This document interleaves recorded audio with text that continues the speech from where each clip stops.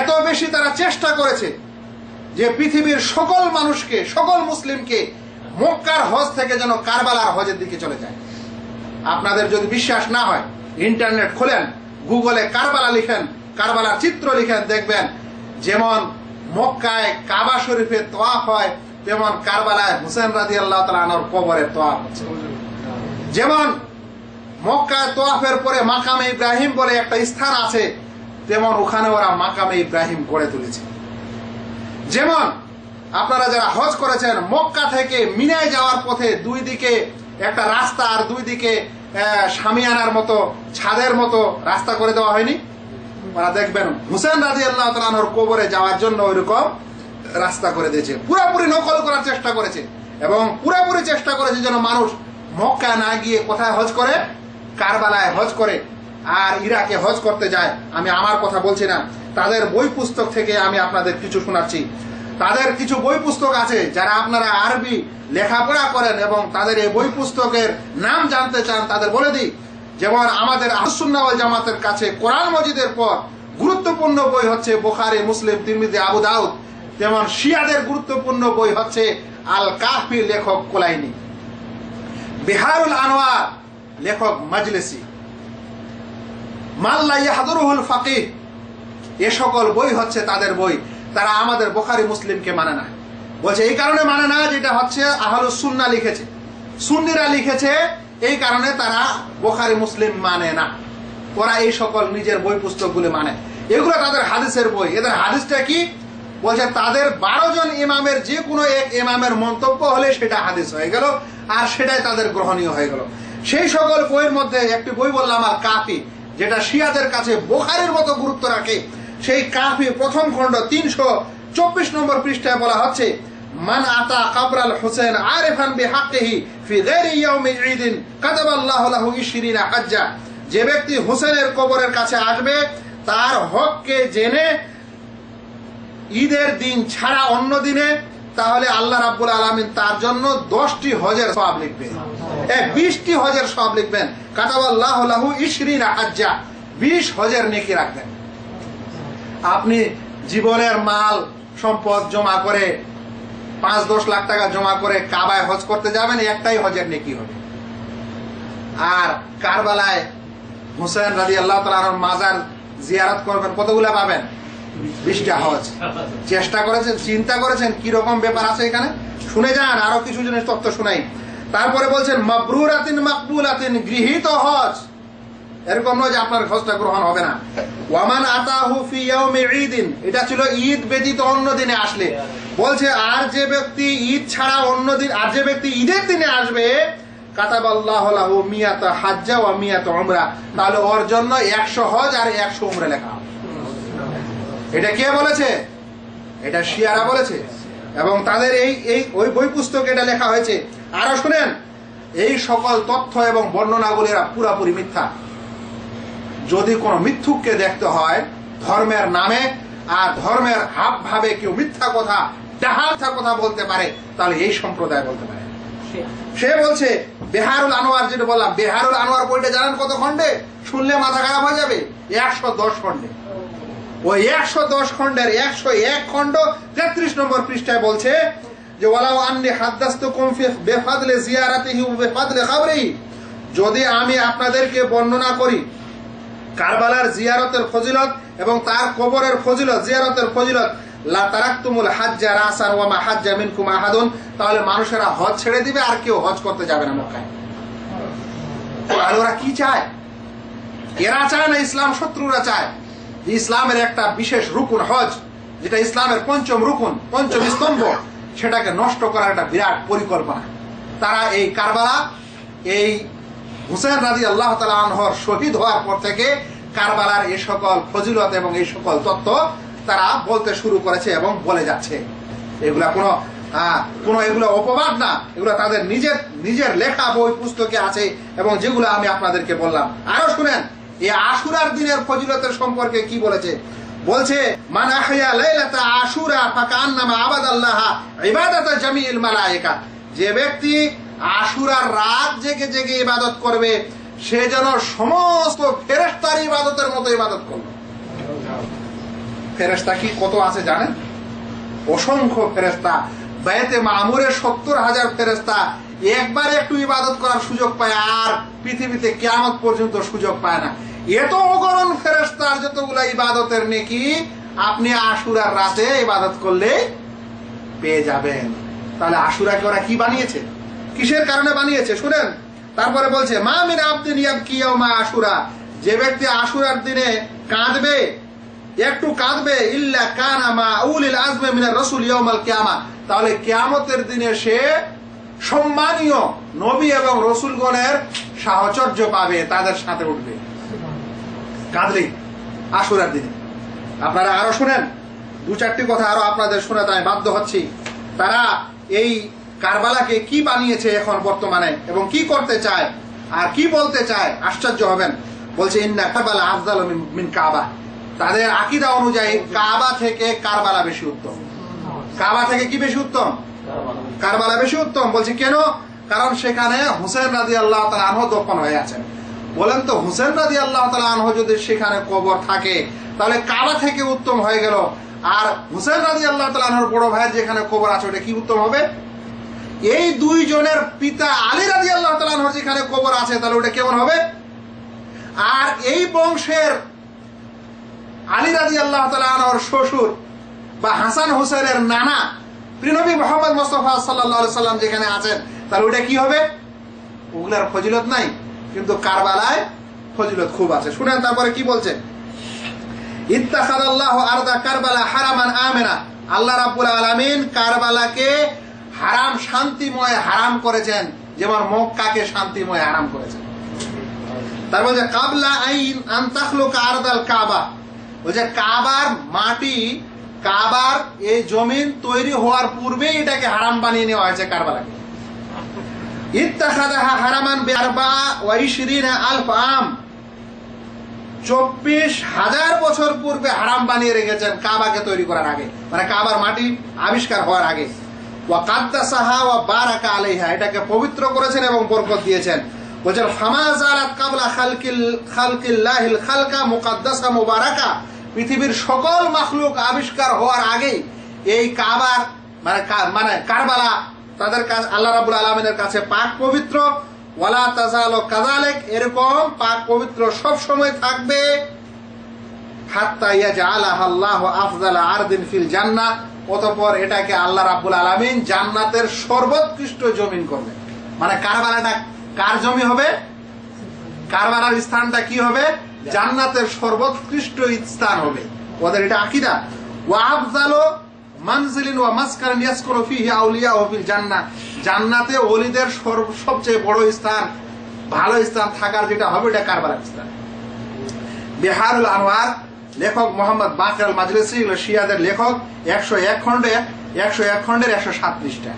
বলগণ আরো শুনবেন, তারা বলছে তাদের এরকম মিথ্যা সকল রিওয়ায়াত ও বর্ণনা বলছেন যে ইন্না লিল্লাহি হারামান হুয়া মক্কা, আল্লাহ তাআলার একটা হারাম আছে সেটা হচ্ছে মক্কা, হারাম শরীফ মানে পাক পবিত্র স্থান। ওয়ালি রাসূলিহি হারামান ওয়া হুয়াল মদিনা, আর তার রাসূলের একটা হারাম আছে সেটা হচ্ছে মদিনা। ওয়ালি আমিরুল মুমিনিন হারামান ওয়া হুয়াল কুফা, আর আমিরুল মুমিনিনের হারাম হচ্ছে কুফা।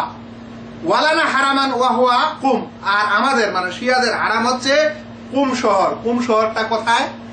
ইরানের একটা শহর, যেখানে এই কুম শহরটা তাদের কাছে হারামের মতো সম্মানীয়। কেন? কারণ সেখানে তাদের ইমামদের কোন এক মেয়ে যার নাম ফাতেমা, তার কবর আছে। তো তাদের ওলি আউলিয়া এবং তাদের এই সকল লোকের যদি কোথাও কবর হয়ে যায় তাহলে ওইটা হারামের মতো হয়ে যায় বা হারামের চাইতে বেশি হয়ে যায়, অতঃপর সবকিছু চলে। বন্ধুগণ, তারা বলছে একটা কথা আছে তাদের ভাষায়, তুরবাত কারবালা, কারবালার মাটি। আমি একটা জিনিস আপনাকে আরো পরে বলছি। বলছে কারবালার মাটির ফজিলত বলেছে, বলছে ওয়ালাউলা তুরবাত কারবালা মা ফাজ্জালতুকে, কাবা শরীফকে বলছে এই কারবালার মাটি, যে যদি কারবালার মাটি না, আল্লাহ তাআলা বলছেন কাবা শরীফকে যদি কারবালার মাটি না হতো তো তোমাকে আমি ফজিলত দিতাম না, তোমার আমি গুরুত্ব দিতাম না। মানে কাবা শরীফের গুরুত্ব এবং তার ফজিলত এই কারণে যে কারবালার মাটি আবিষ্কার হয়েছে বা আল্লাহ তৈরি করেছে। এটা কোথায় পাবেন? ওই বিহারুল আনোয়ারেই পাবেন। আরো এক জায়গায় বলছে আনা আরদুল্লাহিল মুকাদ্দাসাল মুবারাকা, কারবালা নিজে বলছে যে আমি হচ্ছে আল্লাহ তাআলার মুকাদ্দাস মানে পাক পবিত্র এবং বরকতপূর্ণ জায়গা স্থান। আর শিফা ও ফিতুরবাতি, আমার মাটিতে শেফা আছে, আরোগ্য আছে। ওয়া মাই, এবং আমার পানিতে শেফা আছে। ওয়ালা ফাখরা, এবং এত ফখরের কিছু না। কামেলুজ জিয়ারাত পৃষ্ঠা নম্বর 27, বিহারুল আনোয়ার 101 খণ্ড 109 নম্বর পৃষ্ঠা। একটি কথা বলতে বাধ্য হচ্ছে, সেটি হলো এই, আজ যে আপনারা কিছু আমাদের দেশের লোককে দেখেন যারা এই সকল মুহররমের দিনে কাদাকাটি করে, অথচ তারা শিয়া নয়। বলেন তো ভাই, বাংলাদেশের মাটিতে যারা মুহররম উদযাপন করে ওরা কি শিয়া? ওদের খুব অল্প সংখ্যকেই কেউ শিয়া হতে পারে, নচেত সবাই কি? সবাই তো আহলুস সুন্নাহ। কিন্তু এই আশুরার দিনে দেখা যায় যে আমাদের উপমহাদেশে, ভারত, পাকিস্তান, বাংলাদেশে কিছু সুন্নি মানুষ শিয়াদের এই সকল কার্যকলাপ শুরু করছে। এই আশুরার দিন আসার আগে মুরসিয়া গাওয়া হচ্ছে। মুরসিয়া কি? মুরসিয়া হচ্ছে শোক গান, শোক পালিত কথা, এ সকল কবিতা পাঠ করা হচ্ছে। এই মুহররম আসলেই দেখা যাচ্ছে সেই দিনে ছুটি ঘোষণা সরকারের পক্ষ থেকে। এই আশুরা আসার আগে পর থেকে টেলিভিশনে বিশেষ প্রোগ্রাম চলছে আশুরাকে কেন্দ্র করে। আর মুহররমের দিনে দেখা যাচ্ছে কিছু মানুষ লাঠি নিয়ে, ঢোল তামাশা নিয়ে মাঠে ঘাটে আর রাস্তায় কি করছে? লাঠি খেলা করছে, আর এক এক ধরনের এক এক কার্যকলাপ করছে। আর যদি ইরানের টেলিভিশন দেখেন, তাদের ব্যবস্থা দেখেন, তাহলে তো অবাক হয়ে যাবেন। ওরা একেবারে মাথা ফাটিয়ে নিচ্ছে, আর বেলেট দিয়ে গোটা গা চিরে দিচ্ছে, আর বুক চিরছে, আর শিকল দিয়ে নিজের শরীরে বাড়ি মারছে। এগুলাকে বলা হয় মাতম করা। কি করা? মাতম করা। ভাই, ইসলামে মাতম করা নিষেধ। ইসলাম মাতম করতে নিষেধ করেছে। একমাত্র যদি কারো স্বামী মারা যায়, তাহলে সেই স্ত্রী 4 মাস 10 দিন সে শোক পালন করতে পারে। সাধারণ মৃত্যুতে 3 দিনের বেশি করা যাবে না। এরকম কোন মানুষের বিপদ আপদ হলে আল্লাহ রাব্বুল আলামিন তাকে ইন্না লিল্লাহি ওয়া ইন্না ইলাইহি রাজিউন পড়তে বলেছেন। কিন্তু এরা বছরের পর বছর যখনই আসছে আশুরা, 10ই মুহররম, তখনই এই কাজটা করছে, এই মাতুম করছে। কারণটা কি? কারণ তারা এই প্রথার মাধ্যমে নিজের শিয়াকে জীবিত রাখতে যাচ্ছে, নিজের মতবাদকে জীবিত রাখতে যাচ্ছে। আর এটা হলো বেকুব কওম, এটা হলো অজ্ঞ কওম। যদি কোনো সময় আপনার জীবনে, মনে রাখবেন, একটা অঘটন ঘটে যায়, আপনার প্রিয় স্ত্রী মারা যায়, আপনার প্রিয় সন্তান মারা যায়, আপনার সম্মানীয় পিতা মাতা মারা যায়, সে কারণে কি আপনি প্রত্যেক বছর ধরে কান্নাকাটি করবেন? না, আপনাকে ওই সমস্যাটা, ওই শোকটা ভোলার পর আপনাকে ভালো করে নতুন ভাবে আরো ভালো করে জীবন যাপন করা দরকার আছে। তোরা শত শত বছর, 1000 বছর পূর্বের একটা ঘটনা নিয়ে এখনো কাঁদাকাটি করেছে। বলেন তো এই ঘটনাটার ফল কি হয়? এরকম বছরে আশুরার দিনে কাঁদাকাটি করার পর ইসলাম কি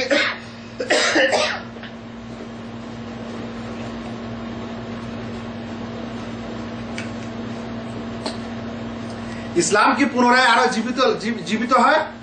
ইসলামের কি কোনো বিরাট বিজয় হয়? ইসলামের কি কোনো বড় লাভ হয়? নিজেই কাঁদাকাটি করে, আর নিজে বেলেট দিয়ে শরীর ফাড়াফাড়ি করে, চিরাচিরি করে, আর এটাতেই তারা খুশি। আর এটাকেই তারা ফজিলতের মনে করছেন।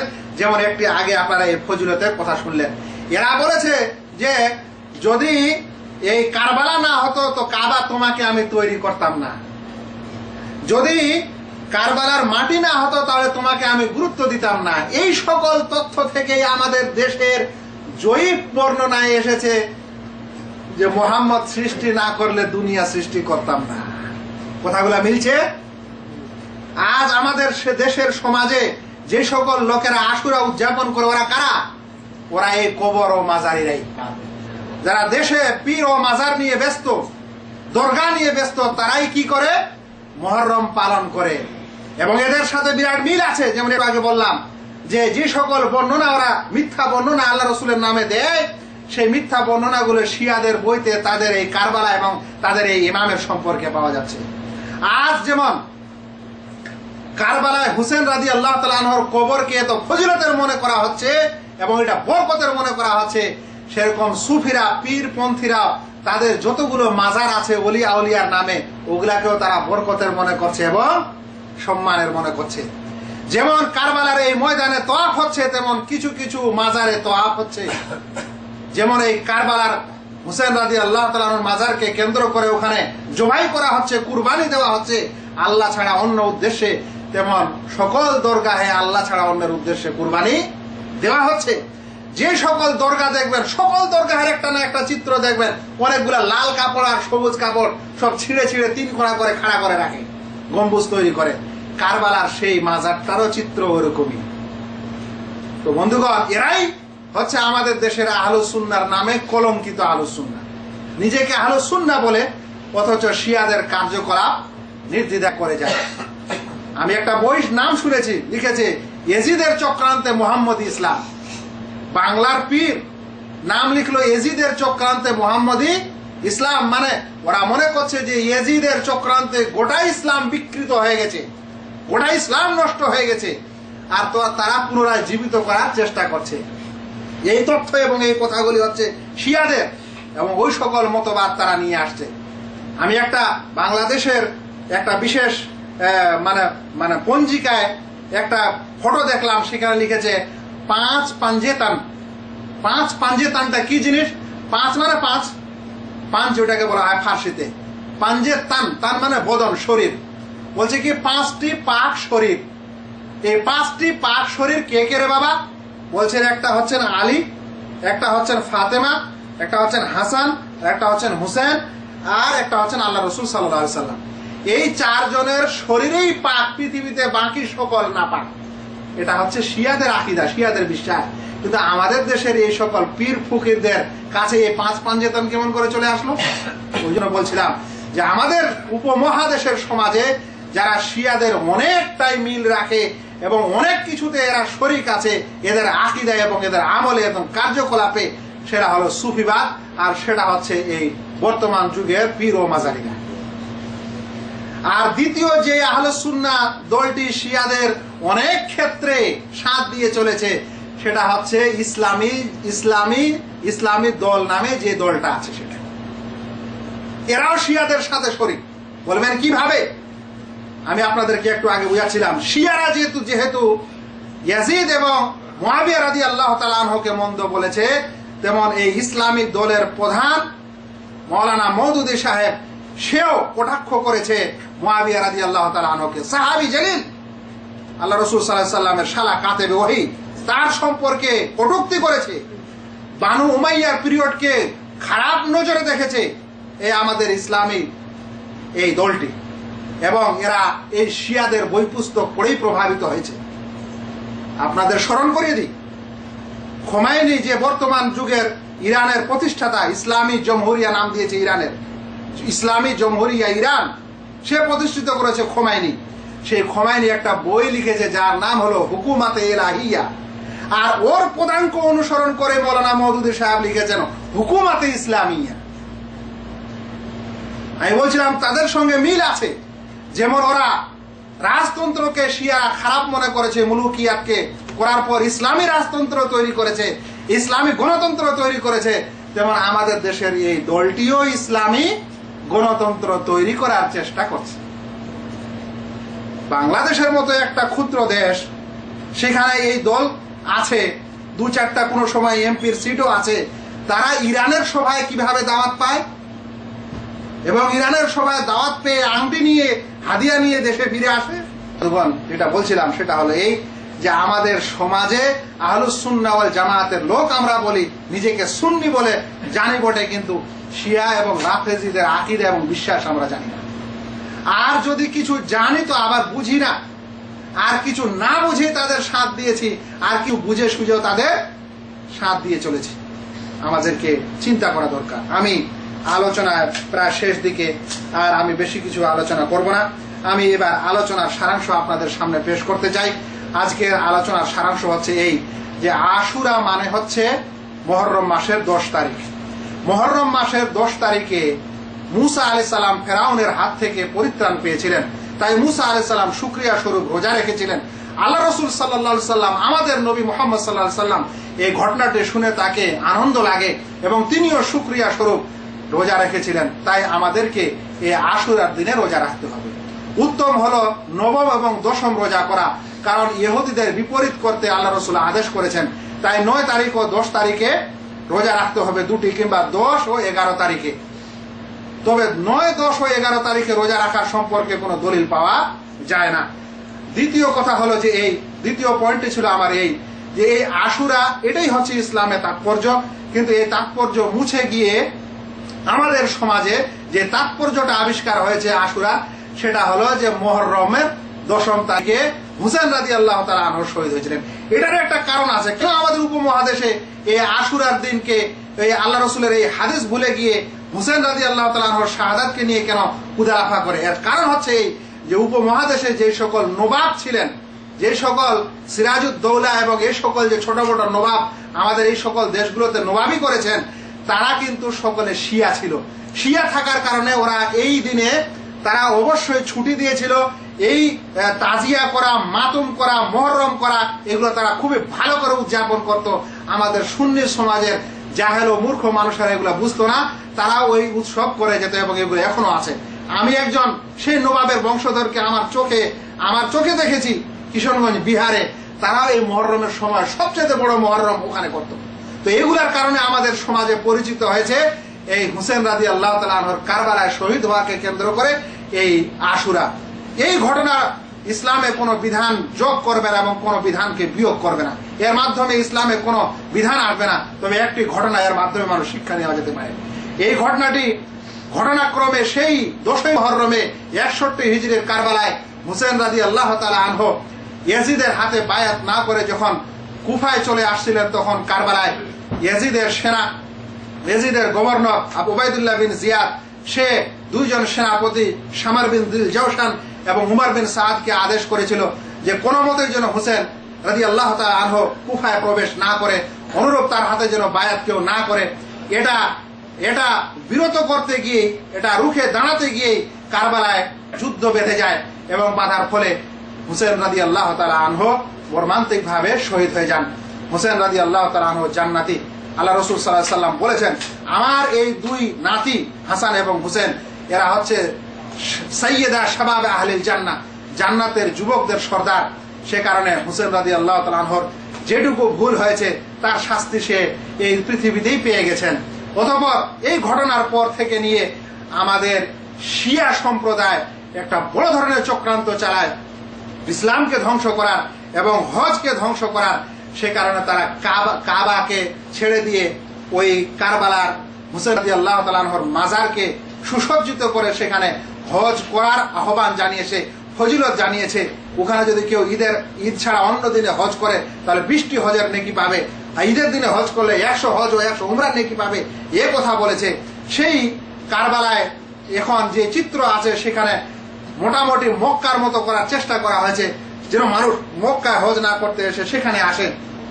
এই চিত্রটা করার পর তখন তারা ইয়াজিদকে বিশেষ করে এত বেশি গালি দিয়েছে যে তখনও গালি দিয়েছে, এখনো দিচ্ছে, এখনো ডেলি অভিশাপ ও লানত দিয়েই যাচ্ছে। শুধু ইয়াজিদকে না, ইয়াজিদের পিতা মুআবিয়া রাদিয়াল্লাহু তাআলা আনহু যিনি সাহাবী, তাকেও এবং তার পুরা গোষ্ঠীকে নাউজুবিল্লাহ। এই সকল শিয়াই হচ্ছে সেই সকল সম্প্রদায় যারা সকল সাহাবাকে খেয়ানতকারী এবং মুনাফিক বলেছে। অনেকে বলেছে আল্লাহ রাসূলের মৃত্যুর পর এরা সকলে কি হয়ে গেছে, মুরতাদ হয়ে গেছে। অথচ প্রিয় নবী মুহাম্মদ মুস্তাফা সাল্লাল্লাহু আলাইহি সাল্লাম বলেছেন, আল্লাহ সাহাবী, লাউ আন্না আহাদাকুম আনফাকা মিথলা উহুদিন যাহাবা মা বালাগা মুদ্দা আহাদিহিম ওয়ালা নাসিফা। তোমরা আমার সাহাবীদের সম্পর্কে সতর্ক থাকো, কারণ তোমাদের মধ্যে কেউ যদি উহুদ পাহাড় সমান সোনা খরচ করে দেয়, তবুও আমার সাহাবী 1 অঞ্জলি যা খরচ করেছে এর বরাবর হতে পারে না। এরা সাহাবী, আল্লাহ রাসূল সাল্লাল্লাহু আলাইহি সাল্লামের সাথ দিয়েছিল জীবন মরণ ইসলাম প্রচার করার কারণ, ইসলাম প্রচারে, এবং তাদের কারণেই বিশ্বে ইসলাম প্রচার হয়েছে তাদের মাধ্যমে। বন্ধুগণ, এদের তোয়াক্কা করে না, এদেরকে রাত দিন গালি দেয়, লানত দিয়ে থাকে। মক্কা মদিনায় হজ করলে গিয়ে দেখবেন মদিনার ওই জান্নাতুল বাকির পাশে দল দল হয়ে বসে কি পড়ে ওগুলো আর কাঁদাকাটি করে, এগুলো সব লানত পাঠায় সাহাবীদের উপর, সব লানত পাঠায়। লানত পাঠায় মানে লানত করে, অভিশাপ দেয়। আল্লাহ তাআলা আমাদেরকে এই সহিহ দ্বীনকে বুঝার জন্য তৌফিক দান করুন। অতঃপর আমাদের আলোচনার যেটা আমরা জানলাম সেটা হলো এই যে ইয়াজিদ সম্পর্কে শিয়াদের যা বলার তাকে তো বলেছিল, কিন্তু আহলুস সুন্নাহ ওয়াল জামাআহ তারা সকলেই সুন্দর মত দিয়েছেন ইয়াজিদ সম্পর্কে। বলেছেন একটি ইনসাফওয়ালা কথা যে ইয়াজিদের মধ্যে ভালো ছিল, মন্দ ছিল। কিন্তু ইয়াজিদ যেহেতু সাহাবী নয়, সেজন্য তার সাথে আমাদেরকে মানে ভালোবাসা রাখতেই হবে, এটা জরুরি না। তবে ও যেটা ভালো করেছে তার পরিণাম সে পেয়েছে এবং আখেরাতে সে পাবে। কখনো কাফের ছিল না এবং ও তো খারাপ ছিল না যে সকল খারাপের কথা শিয়ারা তাদের বই পুস্তকে লিখে গেছে। আমরা আলোচনার মাঝে এটাও জানলাম যে ইসলামের রাজতন্ত্র আছে। ইসলামে ভালো রাজার, সৎ রাজাকে আল্লাহ তাআলা কিয়ামতের দিনে আরশের ছায়ার নিচে স্থান দিবেন, এ কথা বলেছে। আর সবচেয়ে বড় দলিল হলো যে ইয়াজিদ যখন খলিফা হলো, মুআবিয়া রাদিয়াল্লাহু তাআলা আনহু যখন রাজা হলেন, ইয়াজিদ যখন তার পিতার রাজত্ব পেলেন, তখন অধিকাংশ সাহাবায়ে কেরাম 2-4 জন বাদ দিয়ে সকলে এই খেলাফত মেনে নিয়েছিলেন। তাহলে যে সকল সাহাবী, সমষ্টিগত প্রায় 40 জন সাহাবী যদি বায়াত করেন, কোনো বিষয়ে অঙ্গীকার করেন, তাহলে ওইটা সহি হবে না তো অন্যটা কি সহি হবে? আমরা আরো দেখলাম যে আল্লাহ রাসূল যে বলেছিলেন যে খেলাফত 30 বছর থাকবে, তারপর রাজত্ব আসবে, ঠিক তাই ঘটলো। 4 খলিফার রাজত্ব প্রায় 30 বছর, অতঃপর রাজত্ব আসলো, মুআবিয়া রাদিয়াল্লাহু তাআলা রাজা হলেন, তারপর তার ছেলে রাজা হলেন। আমরা এটাও জানলাম যে বর্তমানে আমাদের সমাজে এরকম কিছু আহলুস সুন্নাহ নামে লোক আছে যারা জেনে বা না জেনে তারা এই শিয়াদের কার্যকলাপে শরীক এবং অনেক ক্ষেত্রে তাদের আকীদা এবং কার্যক্রমে শরীক। সেটা সুফিবাদ হতে পারে কিংবা সেটা কোনো ইসলামিক গণতন্ত্রের নামে কোনো পার্টি হতে পারে।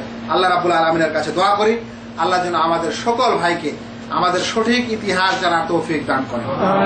আল্লাহ যেন আমাদেরকে হক ও ন্যায়ের উপর থাকার তৌফিক দান করেন। আহলুস সুন্নাহ ওয়াল জামাতের পদাঙ্ক অনুসরণ করার তৌফিক দান করেন, যেটাই হচ্ছে সৎ পথ।